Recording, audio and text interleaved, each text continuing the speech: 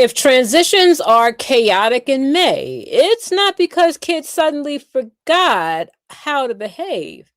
It's because transitions are the first place stress shows up. You have new schedules, end of year energy, and family emotions. Today, I'm giving you a simple system that makes transition smoother before the child walks in because consistency is the intervention. Elevating childhood education, where leaders rise, children thrive, and your program becomes a legacy of excellence. Hello and welcome back to Elevating ECE, and I am your host, Beatrice Hutcherson. And this month, we are covering the theme Finish Strong, Start Ready. And this week, we're focusing on transitions because smooth transitions protect. They protect our classroom, they promote classroom calm, they promote child regulation, they protect parent trust, and they also protect teacher energy. Today, you'll learn how to use the toolkit and resource number 2, because we're in our second installment of it. And so the toolkit includes for this week how to run a predictable arrival that stabilizes the whole day, how to coach parents into a consistent goodbye, how to create teacher to teacher handoffs that reduce escalation, how to respond when a child is distressed without all of the chaos, and how to plan a classroom moving up ceremony, or how to plan classroom kindergarten moves with a simple transition. Something that's important for you to understand. Smooth transitions are built before the child even walks in. So we're going to fix the transition by fixing 3 things: what the adult does in the first 2 minutes, what the adult says to the parent, and what the team says to each other before escalation happens. Because when adults are consistent, children calm faster. They're able to co regulate and calm down.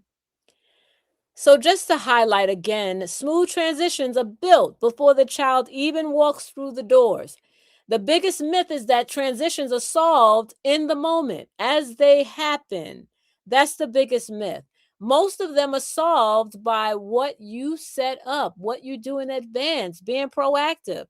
And so what you set up, what it is what the child sees first. It's what the adult sees first when they walk in. It's what the parent does consistently. And it's what the teacher team communicates ahead of time.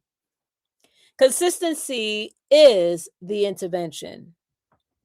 Next, let's talk about your 2 highest leverage moments. Is your arrival window that sets the emotional tone for the day. What happens when the child and the parent arrives in the morning? What does the child do? What does the parent do? What do the staff do? Right? Does the teacher team, do they have a welcoming environment? Do they welcome in the student as well as the parent? Right? So what happens in those moments during the arrival time sets the emotional tone for the entire day. And now the next highest leverage point, number 2, is your room to room handoff. So depending on how the handoff occurs, that prevents any type of escalation. So you may have a child that comes in for the day and they are upset, right? They didn't have a good day with their parent or guardian. And so they come to you and they're already not in a good mood. So that handoff is very important, right? So when the parent hands off the child to you, is in your response, what do you do? If you have opening classrooms and then you have to transition a child from one classroom to the other, all of those things, how you handle that prevents escalation. So it's important that you not do it on the fly or do it in the moment of. It's important that you have a plan for how you do that beforehand, right? Being proactive, knowing that these types of situations will come up. And especially that we need to optimize during the arrival time. And then the handoffs are also important to prevent, or at least quickly de escalate situations, right? So that is something we want to focus on. So we want to take advantage of our two highest leverage moments. Now let's talk about why wording matters. Why do the words that we speak matter? Let's talk about it. Words matter because unclear, emotional, or inconsistent messaging creates negotiation, especially during the goodbye time. And so you'll see that that happens often when a child is dropped off. If you don't have a system that you've already built up, because now remember, we're in May at this point. So all of your routine should be in place, all of your structure to your classroom, your organization, all of that should already be set in place. And so, what have you built up to this point, or what has your staff built up to this point? There should be some structure for how you hand children off. Admit there should be some type of structure around what you say, especially if a child is disgruntled or a child is not having a good morning. How do you assist them or support them in saying goodbye? There should be some structure that's in place, because if it's unclear, you're trying to figure it out in the moment, then it will cause the matter to escalate, especially during this time. So we want to make sure that we have our consistent process. This is our structure. This is how we handle our times of arrival, including the parent leaving the classroom. Sometimes you get parents that will stick around and hang out and want to talk and do all of those things, or just sometimes parents have an issue with attachment, right? And so they will kind of stay because it's uncomfortable for them to even leave their child, right? So you have to know how to support the parent even in leaving, so that it also supports the child. So if it's unclear and if it's inconsistent messaging, meaning that each teacher does something different, then it leaves room for negotiation and it opens up lots of other situations that you don't want. So knowing ahead of time what your process and your structure is can really be helpful, and that would include the wording that you use during that time. And so that means that all teachers would use that same language so that the consistency would be seen. Now let's talk about why do transitions blow up in May? We've come through the entire year. Children know their routines by now. Well, May transitions get harder because schedules change. You now have maybe some field days, or you have offsite trips, or you have end of year events happening. So there are changes to the schedule, and all of that makes transitions a little bit harder. Children are also more tired, and so that leads to them being dysregulated. Teachers are stretched thin because we're almost at the end of the year. We are in anticipation for everything that is to come. And then parents are emotional. Children may be leaving the program, going to kindergarten, right? Or changing rooms. All of that creates some instability or some uncertainty. And so it causes a lot of emotions around that. So it's important that we know that everyone is affected by the changes, right? So there are lots of changes, lots of transitions that are happening in May. And so that's why that is the reason why we see that things become or seem to be a little out of sorts or dysregulated. It's because of all of the transitions happening, all of the moving pieces. So the child isn't being difficult, the parent isn't being difficult, the child is reacting to predictability loss, right? Those what they will lose. They will move on to another classroom without their peers, or to a whole nother school. They're losing teachers, right? And so that affects the child as well as the parent. And so it's important to know that. It gives you a different perspective, and to know how to plan and how to support in a way that would be effective to all. Now let's talk about the three most common transition mistakes that we make. We have too much talking to the parent while the child escalates, right? So instead of addressing the child right then in the moment, we're having more of a discussion with the parent. Number two is that no, there's no predictable first choice. The child enters into chaos. There's no structure. The child is coming in, and now they just have to figure it out on, or get the support from you as they go, right? But when you have a structure that is already in place and that is set up, there's an option, there's some predictability there, routine. Children strive in routine and consistency. So it's important when that is there. Also, number 3 is no handoff language. So the next adult walks in blind. They don't know what's going on, what has happened, what is the communication that happens during the handoff or the transitioning from one classroom or one teacher to the other. So today, the toolkit, we're going to do the activity together. It fixes all 3 of those. So this is a quick what we're not doing. We're not creating a brand new behavior plan. We're not blaming parents. We're not asking teachers to be superheroes. We're installing a repeatable script and checklist that works on the tired days, on the days when everyone is spent and stretched thin. And so let's dive into this demonstration together. And I'm going to go ahead and share my screen, but we're going to go over the resource entitled Transitions That Work. So it's the Child and the Parent Transition Toolkit.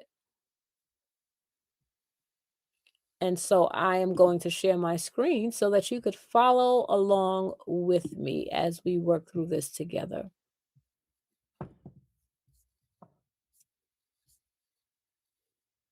All right, so we are going to resource 2 here. And again, you can get your copy of the May monthly packet, which is entitled Finish Strong, Start Ready. And so each week we're covering different topics. Last week, which was the first installment, we talked about school readiness without stress. And so today we're talking about transitions that work. So we're going to go to resource number 2.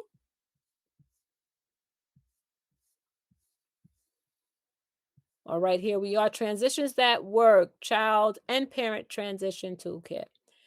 So smooth transitions are important, right? As we've discussed and talked about it during our time together today, we understand that we need to be proactive and that we need to plan in advance for our children, especially, transition doesn't just start in the moment or right as something is happening, but it starts early. Even as we have children that are leaving, we'll be transitioning to kindergarten, then that transition shouldn't just start happening in April, shouldn't just start happening in May, right? It should be happening or be implemented or put into lesson planning, right? Even from the beginning of the year.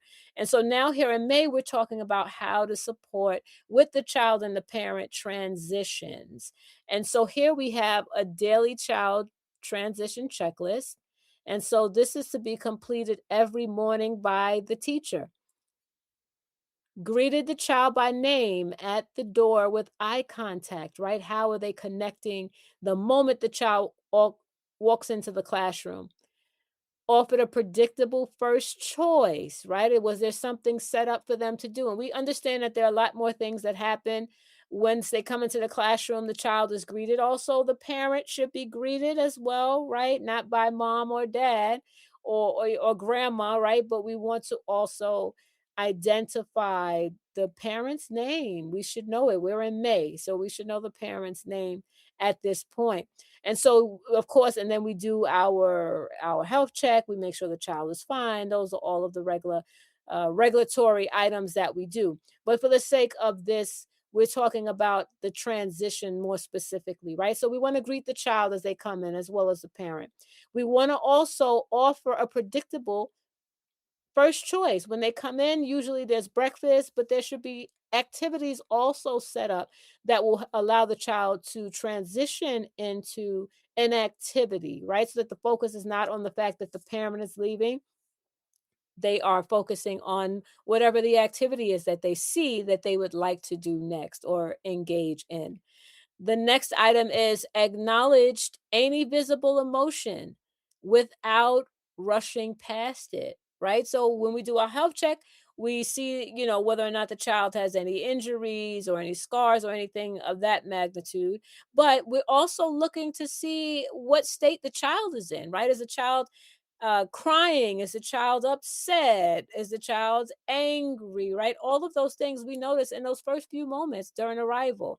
So we want to acknowledge and not just not just move past it, right? So if the child is crying, we don't want to just act like it doesn't matter and the child is not crying, or the child should know better at this point in the year. They are already acclimated to the environment, they shouldn't be experiencing this, right? Just to give you some, I've heard them all, right? I understand them all. So acknowledge what the child is feeling. Acknowledge the emotion, right? So you can address that. Like, I see that you're crying. What's happening this morning? I see that you're not feeling, you're not happy this morning. Tell me about what's going on, right? So don't just rush past it. I know it's a lot going on because you have other students coming in, but it's important that you give that individualized time or attention, because if you don't, it could cause the matter to escalate. And so now what was already a busy time now becomes a chaotic time, because now you have these escalation of behaviors of whatever it is, right? And now you have to manage all of that, as well as still bring in all the other students and still have the individualized attention on each one of the children. So it can really escalate quickly if we pass by or ignore the emotion that we see exhibited. The next one is connected child to a peer or activity within 2 minutes, right? Let the child know, oh, we have the sand area, we have the block area, we have the dramatic play that's all open. And so and also we have breakfast if you'd like to have breakfast, or you can go to one of the areas to play, right? So we want to give them or connect them. See, oh, your friend, John is here. Oh, you can go and play with him. He's already in the block area, right? So you want to connect the child to a peer or an activity as soon as they come in the classroom. And the last one is notify co-teacher of any child who needed extra support. So as a child comes in, if the child needs additional support, you communicate that to your co-teacher, right? To the other teacher in the classroom. So you can let them know, I need to help Molly for a moment. Please just watch the others. Or you can ask them, can you help support, or can you help me with supporting Molly? I have to, I'm speaking to the parent, or I'm bringing in the other children, right? So just don't ignore the child. Pass the child off if you're not able to attend to them. But that communication should be happening with you and your co-teacher, or the other teacher, another teacher or staff member in the classroom. So that's the transition checklist. And then we have our parent goodbye script, right? And this is something that we should have in place earlier in the school year, but this is very simple and everyone can use it to say the same thing, right? To have the same language. So all staff should be trained in the version of the script here. And so again, you make it specific to the needs of your program, what you need, right? So you modify this however, but this just gives you an idea. So it has a template here and it says, good morning. We are glad, and I've been using the name Molly, so we are glad Molly is here. You can say goodbye now, and we will we'll take good care of her. We will see you at whatever time the parent usually picks up, right? So very simple. Good morning. We're glad that Molly is here today. You could say goodbye and we will take good care of her. We'll make sure that she enjoys her day, right? And so that's that transition from the parent and to you, and then you have that activity that's set up, right? So then you say, we will see you later at 4 o'clock. Enjoy your day. Have a great day. Right. And so there's that transition, but everyone will have that language. That way the parent is aware and also receives the training, right? We train them in how we respond to them and how we communicate to them. So they will understand that this is the structure.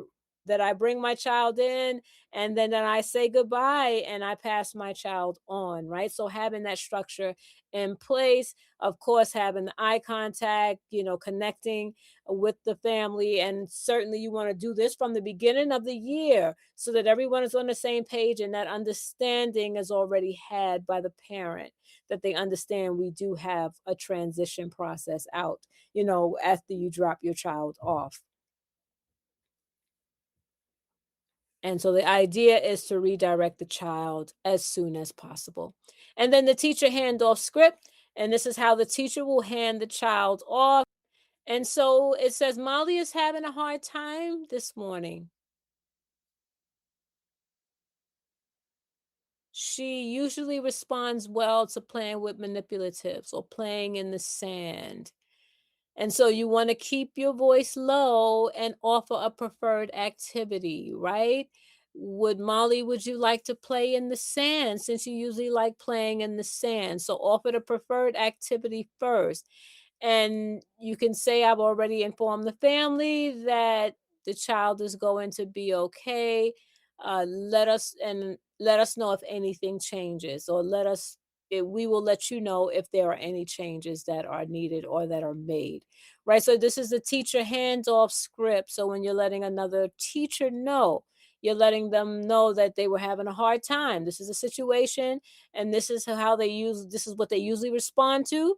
And so it does give a little, tip in here about how to keep your voice low and to offer so it gives directives on how to govern or how to support this transition, right? Because it's a co-regulation language. So you want to keep your voice low, keep it, stable, so that even if the child is having aggressive behaviors, if the child is crying, right, if the child is screaming, we still want to maintain the low voice, the consistency of our mannerisms, because our calmness in that moment will help the child to co-regulate. They feed off of our emotions.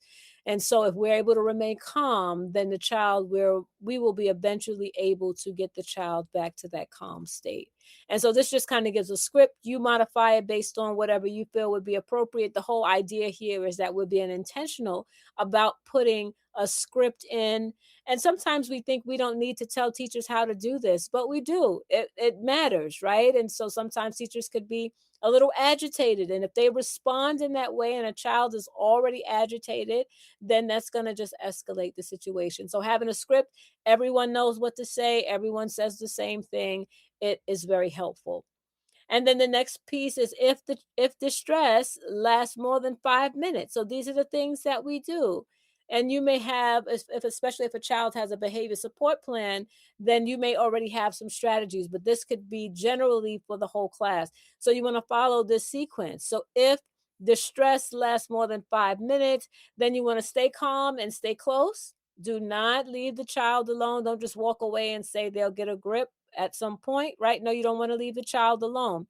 You stay calm and you stay close. Next, you want to offer the child a preferred object or a calm down item. Sometimes in the classrooms, you'll have like weighted pets or weighted vests or things like that, or even just an item that the child likes. You can give that to the child to help them calm down.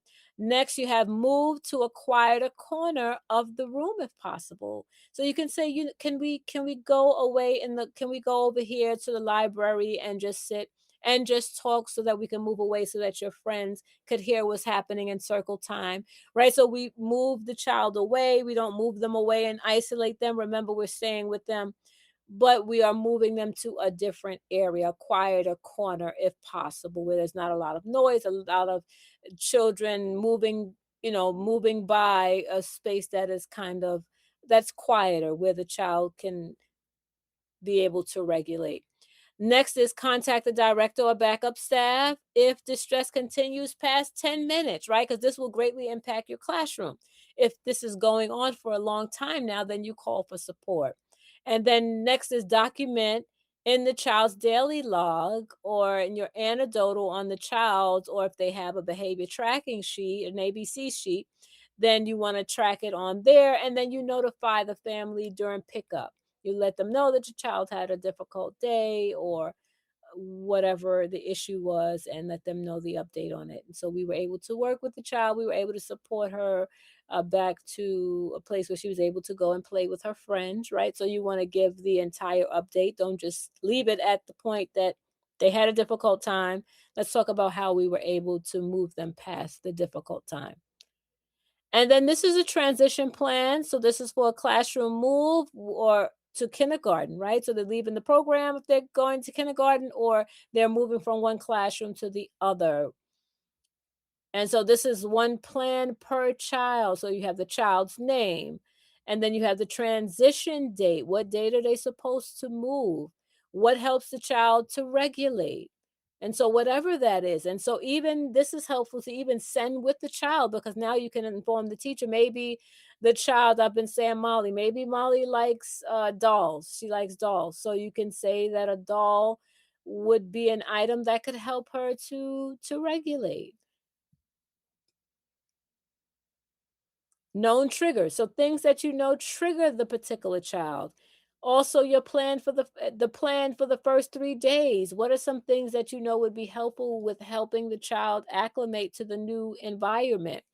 And then parent communication plan. What communication will be had with the family, with the parents? So you want to also document that. And then the parent communication checkpoints. At which points are you communicating? So the transition conversation was held on what date? The written summary was sent to the family as a follow-up, and then a follow-up was made in 5 days.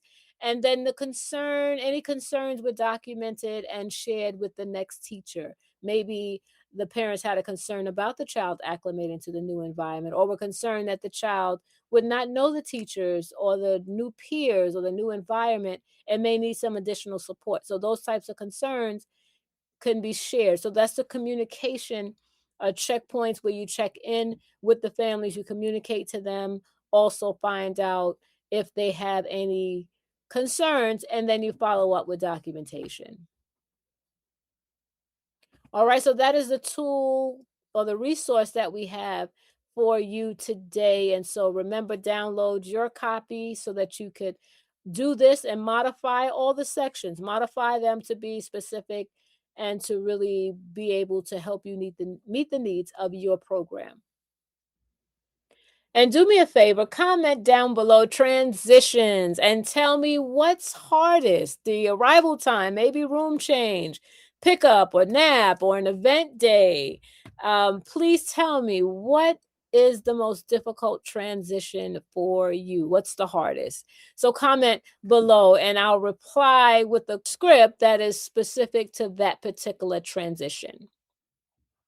Okay, so I hope that that was helpful to you. And so the tool is for you. You can take the resource. And so again, we did resource number 2, but the packet includes a resource for each of the 4 weeks that we're spending this time together. But it gives you tools that you could use that could really help your program run smoothly and really to move you towards excellence. Usually we have chaos because we have the absence of systems or systems that actually work. So we have these resources that we share to you that you can go back and implement in your program. Of course, modify it based on your needs, but use them so that you have systems in place that could help your program run like a well-oiled machine.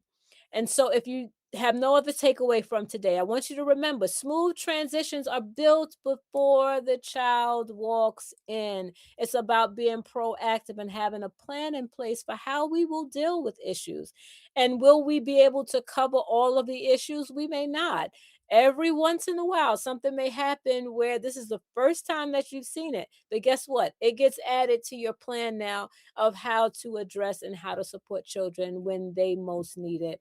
And so transitions are a time when there's a lot of uncertainty, there's a lot of fears, there are a lot of emotions, and it impacts everyone, right? Not just the child, not just you as the teacher or the administrator. It also impacts the family and those that are connected to that particular child. So we want to look from that perspective when we are dealing or approaching these types of transitions. The end of the year is always difficult, but if we have our systems in place, then it runs seamlessly and we have a lot less issues that occur. And or if issues do occur, we have a plan in place to de-escalate it very quickly. And so thank you for your time today. And until we meet again next time, let's continue to elevate childhood education together. Elevating childhood education, where leaders rise, children thrive, and your program becomes a legacy of